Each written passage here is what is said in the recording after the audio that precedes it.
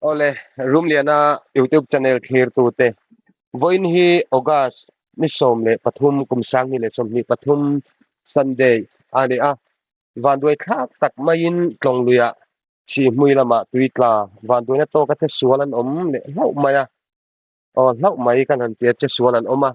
chumi chungchanga chuan sa rang si hui village council vice president pumon kima tu nain chanchin siat chen jok be sing kan de meka pumon kima hi ei kaning close khop maya engtik lai po hian zuk po ni la in hong takin milo dong songa buai po sei nei thei lovin kan zuk pon chot chot thina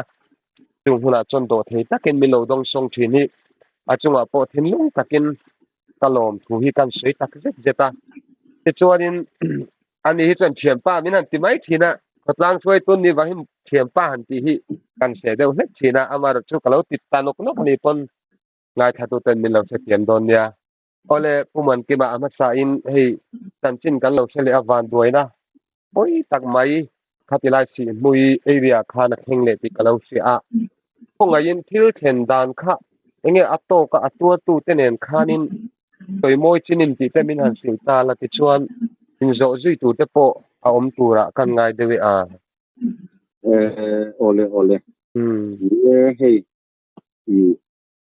mi ko tlanga veng dang mi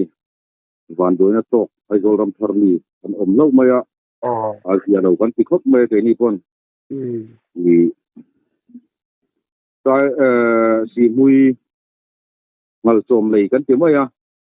ti me som lei thang chia suar bula kian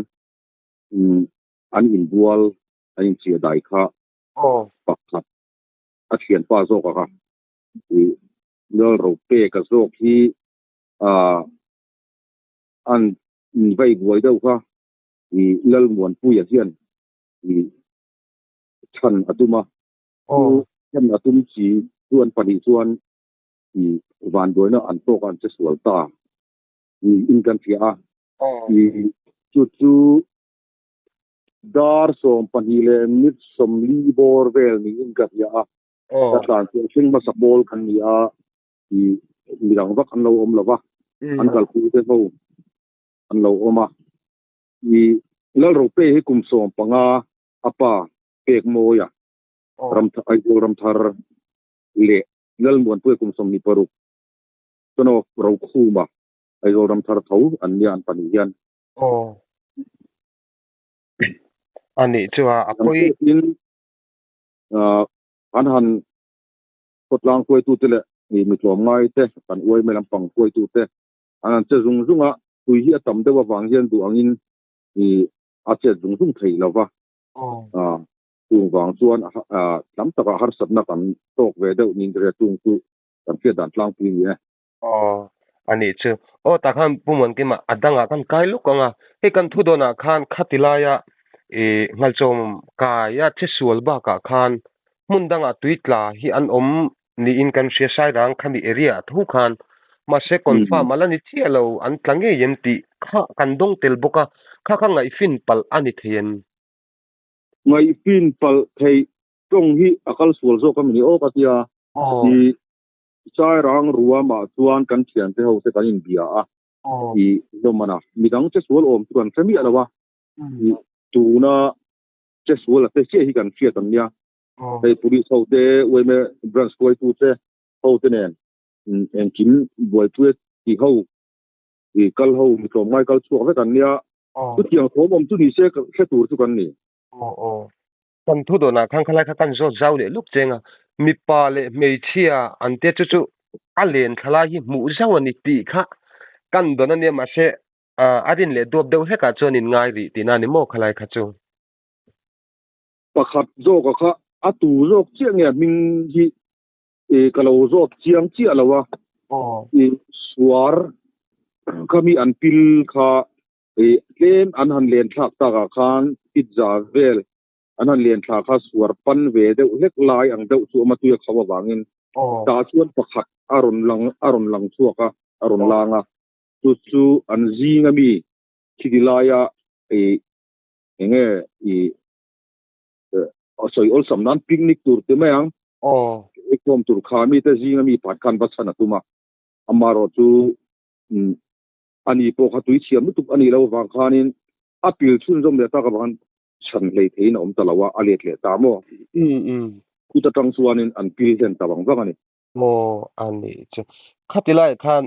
enge an thian te kha midang po omman om mela enge an ma ni van tu na tok ta te kha thian dun chawa kal nge midang te ne na kal lan di le o tuna lal ro pe ka te tuitla te patni hi hi mi te in nei tu te nen kalang nia mo tu an ma ni a in nei tu te hi an soi dan chuan ke ni po amuna hianin kan tu na hianin an chol na muna hian ta chi kan kalpon kan thleng man lo ani anti chuan i an zuk thleng kha an la pil chi alawa het lama hian a sira hin local ro ka tia atia ani nei tu nu chuan ma seng khatia ati sia kha an mit khap kar le kari chu ikhan an te chun zom ta sia ikhan van do na chuan to ani lo ber mai ani chu abahan poi thin te lul em o katia ti chuan mai ati lama khanin sei deuh thuak to na chungin khatia van do na an to tran dan an tla ka kha enge li thu ka khan avain barlut pal nge engtinge khalai te kha a sui chen deuh the man tong ka ma tang ten abul kha an chen na hi i a chung kha lung pher che chuan lo na arema amhuna chi amaro chu khatia anan chen ta ka khanin abul kha a thu deuh phala tu tam sun sun bo ka ura hian lian le vak kam le lampang kha nia tu tak bang lai takania an sa chiam lo ani deuh ber ya chuan chu an pil zui ta tui khau khan alak tak sia chuan an pil zui deuh ber ani chu van du thak tak em ti chuanin a thiam pa khanin chan tuma awa pan ve khati khan ani portal boi zui tamai khan nia tro awa chana tuma kha ti khanin ani lo tal boi to khan alo man nge niang kan bu mi ka bu kan nei lawa amutu te chen khat supply om ho nan soi da nia ani na ham buai ta ti khanin amaro tu ti khanin ti khau ta chu nei chen sang le ani deuh ber nu yang chu pakta rom lam ta ka chuan mo mar ti hanan pil ji da kha ani maya abahan poi vong thin tak em chuti ru chuan van duai chunga kha imonga jang khop mai vi isiat velet lan tha in thleng ma saber te jinga mi in ni a ti chuan report lang pui kan be se ni a ti chuan in pumon ken khami an tlak na kha chiang jo khan min han sil le te anga thatu tam tak tan ama a heta dur tlang mi te pa fa van du na to na lai vel bor thong haning kan se dewa ti hen kan soi nge mi bazar kan pel thea university road kan ti thin lai hena peng chawa chuan ti lai an tlak na chak ti hi hei kan nau te pon camping gear an ti thin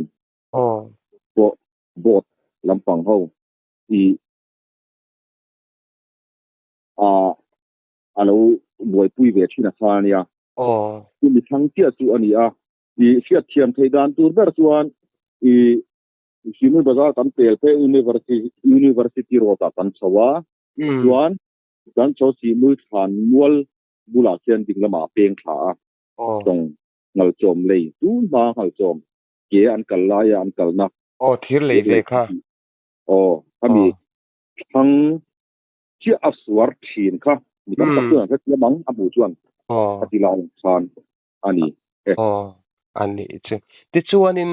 enge tun din huna hianin tui thiam te tan po in zon kha in dabvel kha har saviong em tui din hun kha tui hi atam ang renga mo achak bok sia ai kan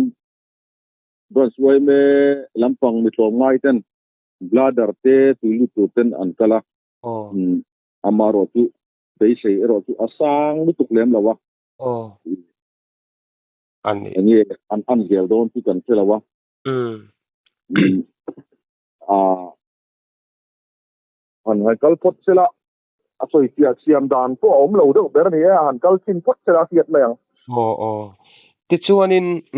kha van doinan to kan che sual ta ka chuan engtin nge I simui khotlang te in ha thina a pa bel chanchangin ti khan mani area ni chuan main han la thina khotlangin ta khan punchina in malak dan le in machop angchi te kha an sei them asan pa machop te chiam hi kan nei lem lawa emergency ani thina wang hian put ani thina wang hian I malak a ruam han han siam po ya har khop mai mai ro chu I channel kal sanga ka minon kom ta ka chuan ka soi du pakata chu ilaya ni mi ro tom ngai nai kan ti tur po ni a nge in teng hi tu mi piala ma sor khar po hian min fiat pui seng ka du chu ti mui potlang mấy ni lo sa rang ruam phim phim sa rang din thar si mui abikin I emergency a port man turte light khazok te zana te life jacket te sponsor te nei thei ila he ang zong zong te hi a zong zong min ti sak thei lo ma seng min ti sak theia mi mala po donation du te ra omani chuan min ti sak thei seng kan du pat mai kan lom ngotang khatilai te kha pumon ke mamin lo se thiam an soi inkom ma nilan sei lo kan dua nia sai rang te chu kan ria aizol khopuile che velina weekend na le sunday te kan hoi thoven kan in chi athan da ina ni tuitla kan nei cham chi a sai rang le che vel in ha em zel ma hemi konga hian safety gear che sang sang te mo tin emergency han man turang chi khateng chi kha kan sarkar ina han ngai tu hi chu a om ngoi ka sia in ha na samai sia khala kha kan tui ni ve sim ni ta sela ti chon tun din huna hian hei aluya kha ngar han in hem ang chia khateng chi ti thei din huna khan ading lem lo mi ding lo tu ya tam lut to khatiang tu rang din ma tu na thei lo tin tun din ma tuan ba ka mun rem a om lo a tui tam ani ber mai ani ta khanin an tlak na chang khanin enge lilian deuh an tang thenga han tiang chi hi a om hnai vayem tu tiang ang tur chu a om mel lo khop mai suar ma te an lo tanga tui rang khawina sira alo no la an bu fuan ni chuan tu fan ni se ani lem lo chuan suar mong top la mai ro chuan in be se na chu tem chu na om deu ani chu ti chuanin an veng lam khateng lam khan don thleng ve tem loma hroi tu lam thleng to an oi me present ne po hei kanin betel ti me ang kanin kom to ha le la ya ai zol ram thara kan thian theo te po kan han phone ve a hei ang hei an don thleng an thian tha theo te po an mong awang in an sel lom khop mai an on thleng tup mai nei ani chu ole hei I boy khom me tin chu ti rualin anin zo thuilu tuk tur khala om lova achan chu mu an la ni lova eng poni se van duina an thlenga ani turang ang ani to achunga hian ruang musan turin in thorim da te pathian in mal som se tin du sana ka hlan tak je chewa an kal san tak te polal pan om pui se tin du sana ka lana enge pumon kim hemi van duina thleng a le akai hnuai hian ngai pui mo deuh het thu khana tan te han soi du sim khai nei em ni kanin kom ta ka chuan thil han ze velok tu a tha ka ti abikin aizol mi ti meila in la ya tang an don kala in chia dai tur ten le edilaya tun lai tong kam to enjoy an du wang an ti tha amaro chu tuidin hun an tha chiang lawa an tong ma em ka ti thina ke ma pon he nga hian asan pa in tu ma tui chiang su in ti te kal su in ti te a har sa a amaro chu he report lo ngai tha a hiaten an tu an fa te tin khur turin in cha se a hlau zia hi se chiang se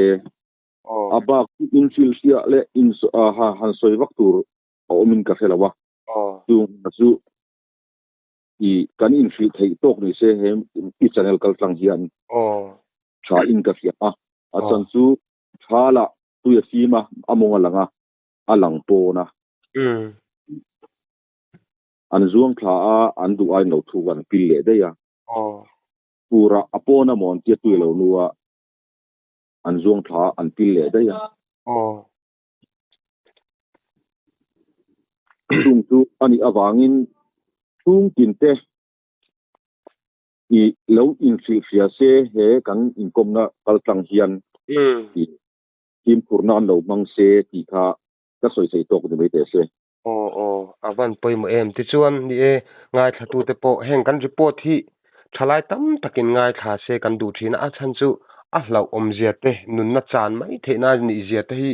heng report tang te hen lo se thiam se ti hi kan vadu em ti lai kha kan soinon ni se ti chuan sai rang si mui village councilor vice president pumon kima kom na hun mai min pe a ma kalom tak